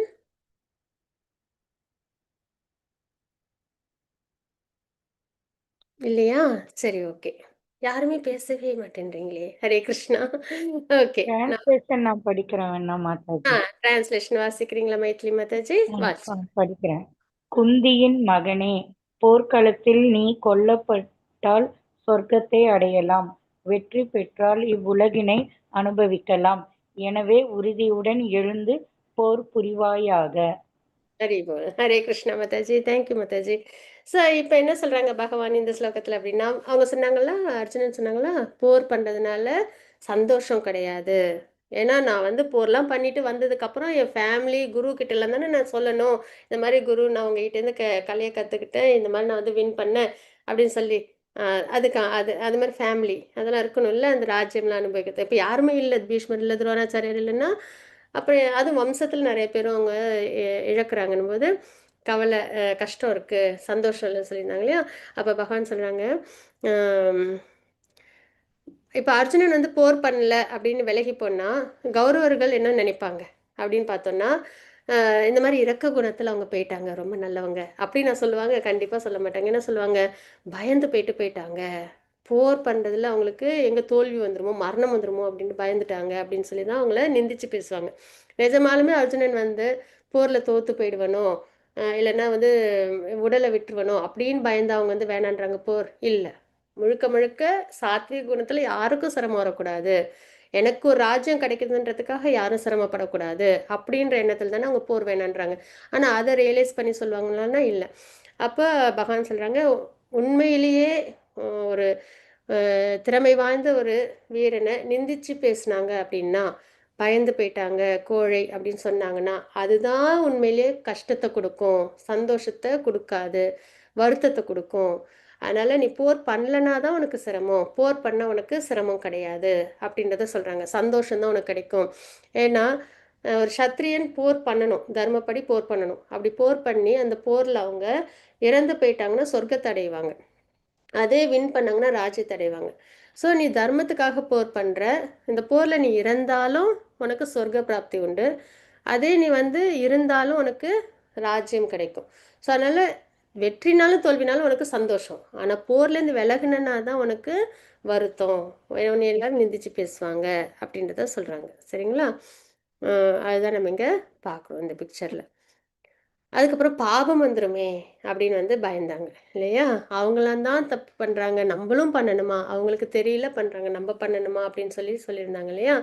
ஸோ அந்த வகையில் பக்தி மார்க்கத்தில் எந்த ஒரு செயல் செஞ்சாலும் அது பாவம் வராது அப்படின்றத பகவான் சொல்கிறாங்க. சரிங்களா? தர்மப்படி பக்தி மார்க்கத்தில் செய்யும் செயல்களுக்கு பாவம் வராது. அப்போ ஹனுமான் வந்து இலங்கையை வந்து எரிச்சாங்க, ராவணனுக்கு எதிர்த்து போர் பண்ணாங்க இல்லைங்களா. அப்போ அவங்களுக்கு பாபம் வந்துச்சா அந்த செயல்னால அப்படின்னா இல்லை. ஏன்னா பகவானுக்காக அவங்க தர்மப்படி செயல்கள் செஞ்சாங்க இல்லைங்களா, அதனால அவங்களுக்கு பாபம் வரலை. அதே மாதிரி இப்போ ஒரு ராணுவ வீரர் இருக்காங்க, போலீஸ் இருக்காங்க அப்படின்னா, கவர்மெண்ட்டோட ஆர்டரை எடுத்துக்கிட்டு அவங்க வந்து போர் பண்ணுறாங்க, இல்லை ஒரு தீஃபை வந்து பனிஷ் பண்ணுறாங்க அப்படின்னா அவங்களுக்கு ரிவார்டு தான் கிடைக்கும். அதை விட்டுட்டு நீ ஏன் அந்த போர்க்களத்தில் இராணுவ வீரன் போய் அங்கே போர் பண்ணும்போது கொஞ்சம் பேர் அழிச்சிட்டாங்கன்னா நீ அழிக்கலாம், உனக்கு தண்டனை உண்டு அப்படின்னு தண்டனை கொடுப்பாங்களன்னா கிடையாது. ஒரு மெட்டீரியல் வேர்ல்டுலேயே லா எப்படி இருக்குது, ரூல்ஸ் அண்ட் ரெகுலேஷன்ஸ் எப்படி இருக்குன்னா, இராணுவத்தில் போர் பண்ணும்போது அங்கே யாரையும் அவங்க அழிச்சாங்கன்னா அவங்களுக்கு தண்டனை கிடையாது, ரிவார்டு தான் கிடைக்கும் இல்லைங்களா. அதே மாதிரி போலீஸ் வந்து ஒரு திருடனை தண்டிச்சாங்கனாலும் ரிவார்டு தான் கிடைக்கும் இல்லைங்களா. அப்படி இருக்கும் பட்சத்தில் அதே அந்த இராணுவ வீரனோ இல்லைன்னா போலீஸோ தன்னோட சொந்த விஷயத்துக்காக யாரையாவது துன்புறுத்துனாங்க, சிரமப்படுத்துனாங்கன்னா அப்போ அவங்களுக்கு பனிஷ்மெண்ட் கிடைக்கும். கரெக்டாக கவர்மெண்ட்டோட ஆர்டரில் அவங்க செய்யும்போது, டியூட்டியாக செய்யும்போது பனிஷ்மெண்ட் கிடைக்காது. ஆனால் சொந்த விஷயத்துக்காக யாரையாவது துன்புறுத்துனாங்கன்னா அதே இராணுவ வீரனோ யாரோ போலீஸ்னா அவங்களுக்கு அது பனிஷ்மெண்ட் கிடைக்கும். ஸோ அதே மாதிரி தான் நீ வந்து சத்திரியனா போர் பண்ணுற, அதில் நீ அழிக்கும்போது உனக்கு எந்த பாபமும் வராது அப்படின்றத சொல்கிறாங்க. சரிங்களா, அதுதான் நம்ம இங்கே பார்க்குறோம். அதனால் நமக்கும் அதுதான் பகவான் வந்து, ஏன்னா நம்ம இங்கே ஆத்மாவை பற்றி நம்ம பார்த்தோம். அது வந்துட்டு என்றைக்கும் அழியாது, ஸ்திரமாக இருக்கும், நம்மள என்றைக்கும் இருப்போம், எப்பயும் இருப்போம். சரி ஓகே, எனக்கு இவங்களை பிடிக்கல, இவங்களை நான் வந்துட்டு துன்புறுத்தலாமா அப்படின்னு நம்ம நினச்சிடக்கூடாது. ஏன்னா நம்மளோட டியூட்டி அது கிடையாது. சத்திரியன் பண்ணலாம், நம்ம பண்ணக்கூடாது. நமக்கான டியூட்டி என்னென்னா எல்லாரையும் நம்ம கம்பேஷனேட்டோட அன்போட பார்க்கறது தான். சரிங்களா. ஸோ அந்த ரியலைசேஷன் நம்மக்கிட்ட இருக்கணும். இதுக்கு வந்து ஒரு எக்ஸாம்பிளும் இருக்குது. பத்ம புராணத்தில் ஒரு கதை இருக்குது. சரிங்களா. அதில் என்ன அப்படின்னா, ஒரு எலி ஒன்று இருக்குது. சரிங்களா. கோயிலில் விளக்கு எரிஞ்சிட்ருக்கு. இது வந்து என்ன ஸ்லோகம்னா 2.40 ஸ்லோகம். சரிங்களா. அதில் என்ன இருக்கும் அப்படின்னு பார்த்தீங்கன்னா, பக்தி மார்க்கத்தில் சிறு சிறு பக்தி பாதையில் நம்ம முன்னேற்றம் அடைஞ்சாலும், அதாவது பேபி ஸ்டெப் எடுத்து வச்சாலும் சரிங்களா, அதில் வந்து நம்மளுக்கு என்றைக்கும் குறைவோ தாழ்வோ கிடையாது. மிகப்பெரிய பயங்கரத்துலேருந்து நம்மளை பாதுகாக்கும் எது, நம்ம செய்கிற பக்தி. சரிங்களா. இதுக்கு எப்படி நான் சொல்கிற எக்ஸாம்பிள் என்னென்னா, உண்டியலில் நம்ம காசு போடுறோம் அப்படின்னா அது வந்து அப்படியே நிரம்பிக்கிட்டே வரும். ஒரு கட்டத்தில் நம்ம விட்டுருவோம், மறந்துடுவோம், இல்லைன்னா விட்டுருவோம், பழக்கம் இருக்காது. அப்புறம் திடீர்னு ஒரு நாள் மறுபடியும் ஞாபகம் வரும், மறுபடியும் உண்டியலில் காசு போட்டுகிட்டே வருவோம். அப்போ என்ன ஆகும், எங்கே நிறுத்தினோமோ அங்கேருந்து தான் அது வந்து மறுபடியும் ஃபில் ஆகும். மறுபடியும் அடியிலேருந்து வருமானா கிடையாது இல்லைங்களா. அதே மாதிரி தான் பக்தின்றது ஆத்மா சம்மந்தப்பட்டது. ஆத்மா என்றைக்கும் நித்தியமானது. அப்போ ஆத்மாவிலேருந்து நம்ம செய்கிற பக்திக்கு என்றைக்கும் குறைவோ தாழ்வோ கிடையாது. அது நம்மள என்ன பண்ணுவோம், பக்தி பண்ண பண்ண பயங்கரமான பயம் என்னென்னா பர்த் டெத் லைஃப் சைக்கிள் தான். அந்த பிறப்பிறப்பு சுழற்சியிலேருந்து நம்மளை வெளியில் கொண்டு வரும் அப்படின்றத நம்ம அந்த ஸ்லோகத்தில் தெரிஞ்சுக்கிறோம். சரிங்களா. ஸோ அந்த வகையில் நம்ம வந்து பக்தி மார்க்கத்தில் கண்டிப்பாக முன்னேற்றம் அடையணும். ஸோ இங்கே என்ன பார்க்குறோம் அப்படின்னா, பத்ம புராணத்தில் ஒரு ஸ்டோரி ஒன்று இருக்குது. ஒரு எலி ஒன்று இருக்கும். அது என்ன பண்ணுன்னா விளக்கு எரிஞ்சு அப்படியே நிற்கிற சமயம் வரும். சரிங்களா. அது நிற்கிற சமயத்தில் அந்த திரி வந்து நல்லா ரெட்டாக பால் மாதிரி அதுக்கு தெரியுது. அது பார்த்தோன்னே அது ஏதோ ஃப்ரூட் இருக்காங்கன்னு நினச்சிட்டு அதை போய் சாப்பிட்றதுக்காக போயிடுது. அப்போ அந்த நெருப்பு வந்து அதோட சரீரத்தில் பட்டு அது வந்து எரிய ஆரம்பிக்குது சரீரம். சரிங்களா. அப்போ அது வந்து ஜம்ப் பண்ணுது. சரிங்களா. அந்த வேதனையில் ஜம்ப் பண்ணுது. பகவான் அதையும் என்ன எடுத்துக்கிறாங்கன்னா, நீ வந்து எனக்கு ஆரத்தி காமிக்கிறதா நான் எடுத்துக்கிறேன், அதனால் நான் உனக்கு முக்தி கொடுத்துட்றேன். எவ்வளோ காருண்யம் பாருங்கள். ஆக்சுவலாக அந்த எலி வந்து என்னென்னா அதுக்கு அந்த வேதனை அதனால் குதிக்குது. ஆனால் அதையே எனக்கு ஆரத்தி காமிக்கிறதா நான் எடுத்துக்கிட்டு, நீ பக்தியில் எனக்கு சேவா பண்ணுறதா எடுத்துக்கிட்டு நான் உனக்கு வந்து முக்தி கொடுத்துட்றேன் அப்படின்னு வந்து பகவான் வந்து சொல்கிறாங்க. சரிங்களா. அந்த மாதிரி தெரிஞ்சோ தெரியாமலோ நம்ம சின்ன சின்ன பக்தியில் ப்ராக்ரஸ் பண்ணும்போது கூட அது வந்து நம்மளை மிகப்பெரிய பயங்கரமான பயம், பிறப்பிறப்பு சுழற்சியில் நம்மளை விடுதலை பண்ணுது அப்படின்றத நம்ம பார்க்குறோம். சரிங்களா. அதனால் அவசியம் நம்ம பக்தி பண்ணணும். அதே மாதிரி இங்கே வந்து அந்த இது சொல்லியிருந்தாங்க இல்லையா,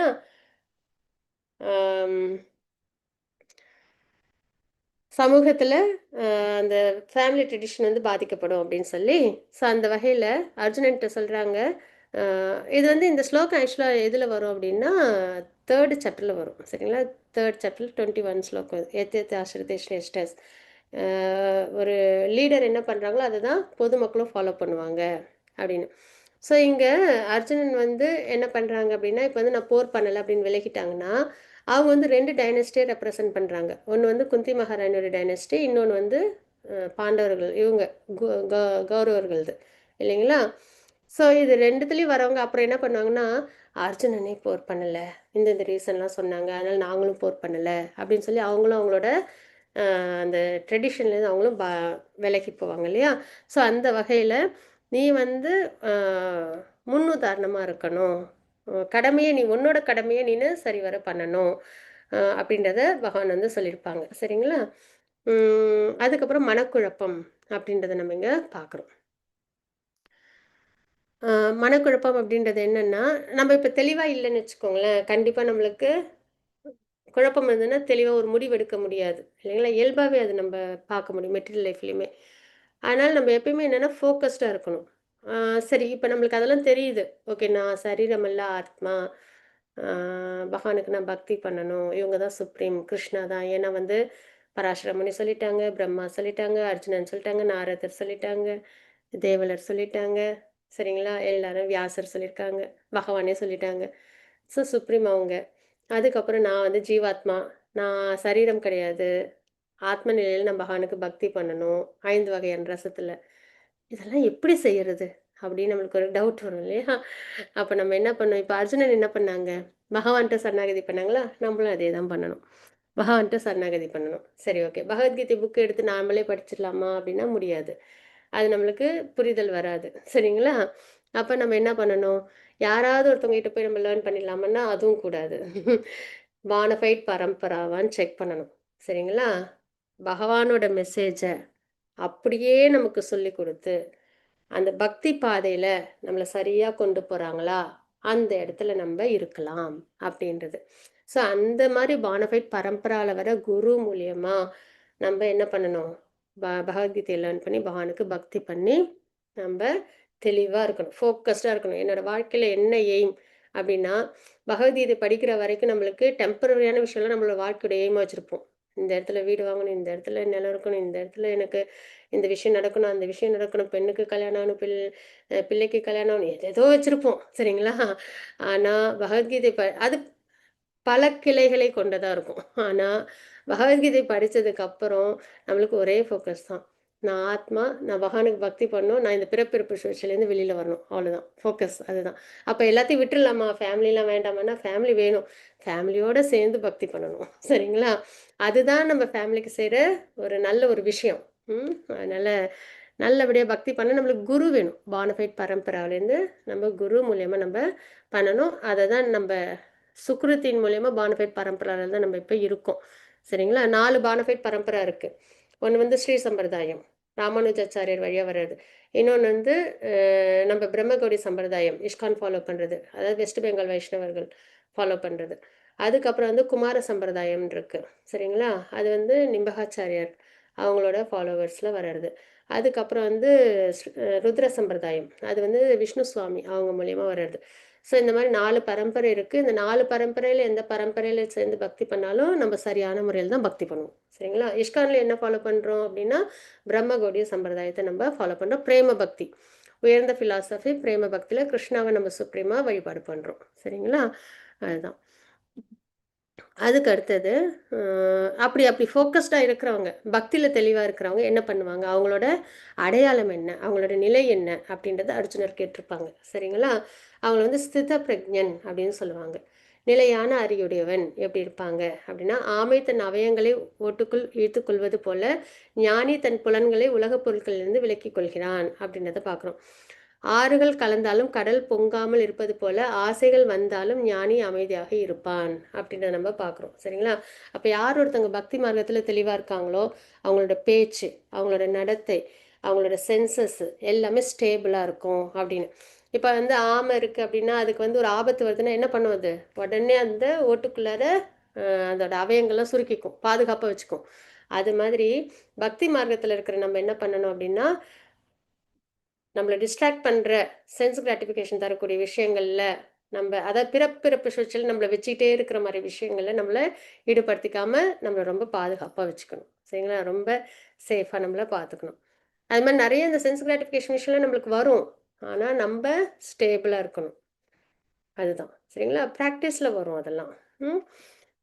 அடுத்தது ஸ்லோகம் வந்துட்டு 62, 63 ஸ்லோகத்தில் என்ன பார்க்குறோன்றது இந்த 8 நிலைகள் தான் நம்ம பார்க்குறோம். சரிங்களா. வீழ்ச்சியின் படிக்கட்டுகள் அப்படின்னு நம்ம பார்க்குறோம். சரிங்களா. இதில் நம்ம எங்கே கவனமாக இருக்கணும்னா அந்த கோர் பாயிண்ட்லேயே நம்ம வந்துட்டு கரெக்டாக இருந்துடணும். எந்த கோர் பாயிண்ட் அப்படின்னா புலநோக்கு பொருட்களை சிந்திப்பதால், சரிங்களா, மனிதன் அதன் மேல் பற்றுதலை வளர்த்து கொள்கிறான். ஃபர்ஸ்ட் பாயிண்ட்டு புலநோக்கு பொருட்களை பார்க்குறோம். நிறைய இருக்கு, கொட்டி கிடக்கு நம்மளை சுற்றி புலனின்ப விஷயங்கள். சரிங்களா, எப்பயும் சொல்கிற எக்ஸாம்பிள் தான். ஒரு குழந்தைன்னா அதுக்கு என்ன பிடிக்கும்? சாக்லேட், ஐஸ்கிரீம்லாம் பிடிக்கும். அப்போ ஒருத்தவங்க ஐஸ்கிரீம் சாப்பிட்றாங்கன்றத குழந்தை பார்க்குது. சரிங்களா, இல்லை ஐஸ்கிரீமை நினைக்குது, போதும், நினைச்சாலே போதும், இல்லை பார்க்குது, ஏதோ ஒன்று பண்ணுது. அப்போ புலநோக்கு பொருட்களை சிந்திப்பதால் ஐஸ்கிரீமை நினைச்ச உடனே அந்த குழந்தைக்கு என்ன ஆகும்? பற்றுதல் ஏற்படும். நம்மளும் சாப்பிடணும் அப்படின்னு ஒரு ஆசை வரும். அந்த ஆசை என்ன ஆகும்? அப்புறம் அதிகமாகி அதிகமாகி காமமாகும். ஐஸ்கிரீம் கிடைச்சாதான் ஆச்சு அப்படின்ற ஒரு நிலைக்கு வந்துடும். சாப்பிட்டே ஆகணும். ஃபஸ்ட்டு சாப்பிட்டா நல்லா இருக்கும்னு தோணும், அதுக்கப்புறம் சாப்பிட்டே ஆகணும். அதுக்கப்புறம் அதுலேருந்து இப்போ அப்பா அம்மாட்ட கேட்கும், எனக்கு ஐஸ்கிரீம் வேணும் அப்படின்னு. உனக்கு ஜுரமாக இருக்குது, சளியாக இருக்குது, கோல்டு ஃபீவராக இருக்குது, வேண்டாம் அப்படின்னு சொல்லுவாங்க. நல்லதுக்காக தான் சொல்லுவாங்க. ஆனால் அது கேட்குமா? கேட்காது. கோபம் வந்துடும், எனக்கு ஐஸ்கிரீம் வாங்கி கொடுக்கல அப்படின்னு. உடனே அந்த கோபத்தில் என்ன ஆகிடும்? பூர்ண மயக்கம். அப்புறம் வந்து மயக்கத்தினால் நினைவு நிலை இழப்பு. அப்புறம் வந்து நினைவு கொள்வதால் அறிவு இழக்கப்படுகிறது. நம்ம பொதுவாகவே சொல்லுவோம் இல்லையா, கோபப்படும் போது நாலேஜ் இருக்காது இல்லைங்களா, என்ன பேசுகிறோம் என்ன செய்கிறோன்றது இருக்காது. அப்போ அது என்ன பண்ணும்? உருண்டு பரண்டு அழும். அழுததுக்கப்புறம் அவங்க அப்பா அம்மாக்கிட்ட அடியோ திட்டோ வாங்கிட்டு சோகமாக இருக்கும் இல்லைங்களா, கஷ்டப்படும். அது மாதிரி தான் இது ஒரு குழந்தைக்கான எக்ஸாம்பிள். இதே பெரியவங்களுக்கு நிறைய பொருந்தும். சரிங்களா, புலநோக்கு விஷயங்கள் ஏதாவது ஒன்று பார்த்துருவோம். ஒரு காரை பார்ப்போம், இல்லை வீடு பார்ப்போம், ஏதோ ஒன்று பார்த்துருவோம். சரிங்களா, சில சமயம் ஆப்போசிட் ஜெண்டர், சரிங்களா, எது வேணாலும் அப்படி பார்ப்போம், சிந்திப்போம். சிந்திக்கும் போது என்ன ஆகும்? பற்றுதல் வரும், கிடைச்சா நல்லா இருக்குமே அப்படின்னு. அதே அப்படியே கொஞ்சம் கொஞ்சமாக மெடிடேட் பண்ண ஒருத்தவங்க மேலே குரோதம் இருந்தால் கூட அப்படி வரும், என்வி. சரிங்களா, அவங்க நம்மளுக்கு இப்படி பண்ணிட்டாங்களே நினைக்க நினைக்க நினைக்க நினைக்க அது என்ன ஆகும்? கோபம் வரும். அப்புறம் கோபம் வந்துச்சுன்னா நம்ம அவங்களை நல்லது பண்ணுவோம்னா கிடையாது, செயலால் துன்புறுத்துவோம், சொல்லால் துன்புறுத்துவோம் இல்லையா, ஏதோ ஒரு வகையில் அவங்கள துன்புறுத்துவோம். அப்போ என்ன ஆகும்? இம்பயஸ் ஆக்டிவிட்டீஸ் பண்ணுவோம். அதனால் பேடு கர்மா அக்யூமுலேட் ஆகும். அதனால் வீழ்ச்சின்றது என்ன? பிறப்பிறப்பு விஷயத்தில் கஷ்டப்பட்டுட்ருப்போம். சரிங்களா, ஸோ அப்போ எங்கே நம்ம ரொம்ப ஜாக்கிரதையாக இருக்கணும்? இந்த இந்த கோபம் வர இடத்துல கண்ட்ரோல் பண்ணிக்கலாமா அப்படின்னா பண்ணலாம். காமமாக மாறும்போது பண்ணிடலாமா? பண்ணலாம். பற்றுதல் வரும்போது பண்ணலாமா? பண்ணலாம். ஆனால் இது எல்லாத்தையும் விட ரொம்ப முக்கியமாக எங்கேயோ பண்ணிடணும்னா புலநோக்கு பொருட்களை சிந்திக்கும் போதே பண்ணிடணும். ஒரு விஷயத்தை நம்ம பார்க்குறோம், அது வந்து கிருஷ்ணா ரிலேட்டடாக பக்தி மார்க்கமாக இருக்கா? ஓகே. இல்லையா? அது எனக்கு வேண்டாம், அவ்வளோதான். அந்த இடத்துல நம்ம அதை செக்ரிகேட் பண்ணிடணும். என்னை இது பர்த்டே சைக்கிளில் வச்சுருக்குமா? எனக்கு அது வேண்டாம். ஒரு இடத்துல பள்ளம் இருக்குன்னா நம்ம போய் விழுவோமா? வேணும்னே விழ மாட்டோம், கவனமாக போவோம் வேறு வழியாக இல்லையா. அதே மாதிரி தான் நம்ம முன்னாடி என்ன ஒரு விஷயம் இருந்தாலும், இது எனக்கு பர்த்டே சைக்கிளில் கொண்டு போதா? வேண்டாம். இது எனக்கு முக்திக்கு பக்தி மார்க்கத்துக்கு கொண்டு போதா? வேணும். இவ்வளவு தான் நம்ம பண்ண வேண்டியது. அந்த இடத்துலயே நம்மளை சரி பண்ணிட்டோம் அப்படின்னா நம்மளுக்கு வீழ்ச்சி கிடைக்காது. இப்போ நம்ம கிருஷ்ணாவை திங்க் பண்ணுறோன்னு வச்சுக்கோங்க, இந்த சிந்திக்கும் இடத்துல பகவானை வச்சிடறோம். நாம ரூப குணலீலைகள் அதுவும் அன்லிமிட்டடாக இருக்குது. சரிங்களா, பகவான் நாமத்தை நிறையா சொல்லலாம், பகவானோட ரூபத்தை நல்லா மெடிடேட் பண்ணலாம். அவ்வளோ அழகாக எதுக்கு இருக்காங்க? நம்ம மெடிடேட் பண்ணணும் தான். அவங்களோட லீலைகள் கேட்டுகிட்டே இருக்கலாம், அவங்களோட குணங்கள் கேட்டுகிட்டே இருக்கலாம். நேற்று கூட பக்த வக்ஷலா நம்ம பார்த்தோம். அப்போ இவ்வளோ விஷயம் இருக்குது. இதெல்லாம் நம்ம சிந்திக்க சிந்திக்க என்ன ஆகும்? பகவான் மேலே பற்றுதல். அதுவும் நம்ம பற்றுதல் கூட வேண்டாம், பேராசைப்படலாம். சரிங்களா, அப்படி பேராசைப்படும் போது நம்மளை பக்தியில் நல்லா முன்னேற்றிக்கும் போது அது நல்ல சிறந்ததாக வரும், நம்மளை ரொம்ப நல்ல ஒரு பொசிஷனுக்கு கொண்டு போகும். ஆனால் இந்த புலநோக்கு விஷயங்கள், ஜட விஷயங்களில் நம்ம ஈடுபடும்போது என்ன ஆகுது? இந்த கிடைக்காத சமயத்தில் கோபம் வந்து, கிடைச்சாலும் ப்ரைடு வரும், கிடைக்கலனா கோபம் வரும், அவ்வளோதான். ஆக மொத்தத்தில் பேடு கர்மா அக்குமுலேட் பண்ணிவிட்டு இப்போ பர்த்டே லைஃப் சைக்கிளில் இருப்போம். அதுவும் பர்த்டே லைஃப் சைக்கிள்ன்றது ரொம்ப ஈஸியான ஒரு விஷயமா அப்படின்னா ரொம்ப சிரமமான விஷயம். சரிங்களா, ஏன்னா வந்து நம்ம எல்லா இது 84 லேக் ஸ்பீஷீஸ் இருக்குது. சரிங்களா, பகவானோட உருவாக்கத்தில் பகவான் வந்து தசாவதாரம் எடுத்திருக்காங்க. மச்ச கூர்ம வராக நரசிம்ம வாமன பரசுராம ராம பலராம கிருஷ்ணா கல்கி அப்படின்னு நம்ம பார்க்குறோம் இல்லைங்களா. ஸோ இந்த மாதிரி பகவானில் வந்து ஸ்வயம் கிருஷ்ணா அவதாரம் கிடையாது, அவதாரி. ஓகே, இதில் என்ன ஆகுதுன்னா மச்ச கூர்ம வராகத்துலேருந்து ஏன் அவங்க ஏன் ஒரு மீன அவதாரம் எடுக்கணும், ஏன் அவங்க வந்து ஒரு கூர்மமாக அவதாரம் எடுக்கணும், ஏன் அவங்க வந்து ஒரு வராகமாக நரசிம்மர் அவதாரம் எடுக்கணும்? காரணம் என்னென்னா அந்த மாதிரி ஒரு ஒரு ஆத்மாவும் அக்வாட்டிக்ஸ்லேருந்து நம்ம ஜேர்னி ஸ்டார்ட் ஆகுது. சரிங்களா? நல்ல அந்த நீர்வாழ் உயிரினத்துலேருந்து நம்ம என்ன பண்ணுறோம், படிப்படியாக கொஞ்சம் நிலமும் நீரும் கலந்த இடமா இருப்போம். சரிங்களா? கூர்மம் நிறைய தண்ணி, ஆமை இதில் இருக்கும், தண்ணிலையும் நிலத்துலையும் இருக்கும். ஃபஸ்ட்டு அக்வாட்டிக்ஸு தண்ணியில் தான் இருப்போம். அதுக்கப்புறம் நிலமும் நீரும் கலந்துருக்கும். அதுக்கப்புறம் வராகம், அது வந்து நிறைய லேண்டு ப்ரொபோர்ஷனு, கொஞ்சம் தண்ணி. சரிங்களா? சகதி அந்த மாதிரி இடம். அந்த மாதிரியான பிறப்பு ஸ்பீஷீஸில் வருவோம். அதுக்கப்புறம் பார்த்தீங்கன்னா பேர்ட்ஸு, பிளான்ட்ஸு, அனிமல்ஸு அப்படின்னு நம்ம ப்ராக்ரஸ் ஆகி எங்கே வரும், ஹியூமன் லைஃப்க்கு வரும். ஹியூமன் லைஃப்பில் வரும்போது என்ன பண்ணணும், எப்படி ஒரு மனிதன் வாழணுமோ அப்படி வாழணும். ராமர் என்ன பண்ணுறாங்க, ராமராக வரும்போது பகவான் ஒரு மனிதன் எப்படி இருக்கணும் அப்படின்ற ஸ்டாண்டர்டை செட் பண்ணி கொடுக்குறாங்க இல்லையா? ஒரு அரசன் எப்படி இருக்கணும், ஒரு ஹஸ்பண்ட் எப்படி இருக்கணும், ஒரு அப்பாவுக்கு குழந்தை எப்படி இருக்கணும், பிள்ளை, ஒரு அண்ணன் எப்படி இருக்கணும், ஒரு பிரஜைகள் எப்படி பாதுகாக்கணும், எல்லாத்துக்கும் ஸ்டாண்டர்ட் நம்மளுக்கு லெசன் செட் பண்ணி கொடுக்குறாங்க இல்லையா? நம்மளுக்கு கொடுக்குறாங்க உபதேசம். ஸோ அந்த மாதிரி அந்த ஹியூமன் லைஃப்பை நம்ம பர்ஃபெக்டாக நம்ம எடுத்து வரணும் அப்படின்றது தான். சரிங்களா? அதில் நம்ம பர்ஃபெக்ட் பண்ணிட்டோம், பக்தி மார்க்கமாக போனோம் அப்படின்னா நல்லது. இல்லை அப்படின்னா மறுபடியும் தாழ்ந்த பிறவிலேருந்து வர்றதுக்கு வாய்ப்பு உண்டு. அப்போ திரும்பி இதே பர்த் லைஃப் சைக்கிளே இருப்போம். அதனால தான் நம்ம என்ன பண்ணணும்னா ரொம்ப ஈஸியான ப்ராசஸ் கலியுகத்தில் என்னென்னா நாம ஜபம். சரிங்களா? நல்லபடியாக நம்ம பகவான் நாமத்தை ஜபிக்கணும். அந்த மாதிரி ஜபிக்கும்போது நம்ம கண்டிப்பாக என்ன பண்ணுவோம், பகவானை அடைய முடியும் அப்படின்றத தெரிஞ்சுக்கிறோம். இப்போ தெளிவு ஏற்படுது இல்லைங்களா? அர்ஜுனன் வந்து குழப்பத்தில் இருந்தாங்க. அதுக்கப்புறம் அந்த குழப்பத்துக்கான எல்லா விஷயத்தையும் பகவான் வந்து இந்த அத்தியாயத்தில் தெளிவுபடுத்தியிருக்காங்க அப்படின்றத நம்ம பார்க்குறோம். அந்த குழப்பம் இருந்தனால தான் அவங்க சரணாகதியும் பண்ணாங்க, வினாக்கள்லாம் எழுப்புறாங்கன்றதையும் பார்க்குறோம். ஸோ இப்போ நம்ம ஆத்மான்றது தெரியுது. அப்போ இறைவனுக்கு செய்யும் கடமைகள் என்ன, கர்மா, அதாவது கர்ம பலன் தராத விஷயங்கள் என்ன அப்படின்னாலும் நம்ம தெரிஞ்சு இன்னும் நல்லபடியாக நம்ம வந்து ப்ராக்ரஸ் ஆகணும் அப்படின்னா இனி வர அத்தியாயங்களையும் நம்ம நல்லபடியாக ஃபாலோ பண்ணணும். சரிங்களா? ஸோ நம்ம சாண்டிங் பண்ணணும். பஞ்சதத்வ மந்திரம், ஜெய் ஸ்ரீ கிருஷ்ண சைத்தன்ய பிரபு நித்யானந்த ஸ்ரீ அத்வைத கதாதர ஸ்ரீவாசதி கௌர பக்த விருந்த அப்படின்ற பஞ்சதத்வ மந்திரம் சொல்லணும். சைத்தன்ய மகாபிரபு பகவானே தான் கிருஷ்ணா. அதுக்கப்புறம் நித்யானந்த பிரபு வந்து பலராமர், அத்வைதாச்சாரியர் வந்து விஷ்ணு தத்துவா, சிவ தத்துவா 2 பேரும் சேர்ந்து இருக்கிறவங்க. அதுக்கப்புறம் கதாதரர் வந்து ராதாராணி அம்மா, அவங்களோட இன்கார்னேஷன். ஸ்ரீவாஸ் வந்து நாரதரோட இன்கார்னேஷன். சரிங்களா? ஸோ இவங்க எல்லாரும் சேர்ந்து தான் நம்மளுக்கு இந்த ஹரே கிருஷ்ணா மகாமந்திரத்தை கொடுத்துருக்காங்க. கலியுகத்தில் நம்ம சேன் பண்ண வேண்டிய ஒரு மந்திரம் இதுதான். சரிங்களா? அப்போ ஹரே கிருஷ்ண கிருஷ்ண கிருஷ்ண ஹரே ஹரே, ஹரே ராம ராம ராம ஹரே ஹரே நல்லபடியாக சேன் பண்ணுவோம். ஆப்ஷன்லாம் கிடையாது, கண்டிப்பாக எடுத்துக்கணும். நமக்கு நல்லது செஞ்சுக்கிறோன்னா சேன் பண்ணணும்.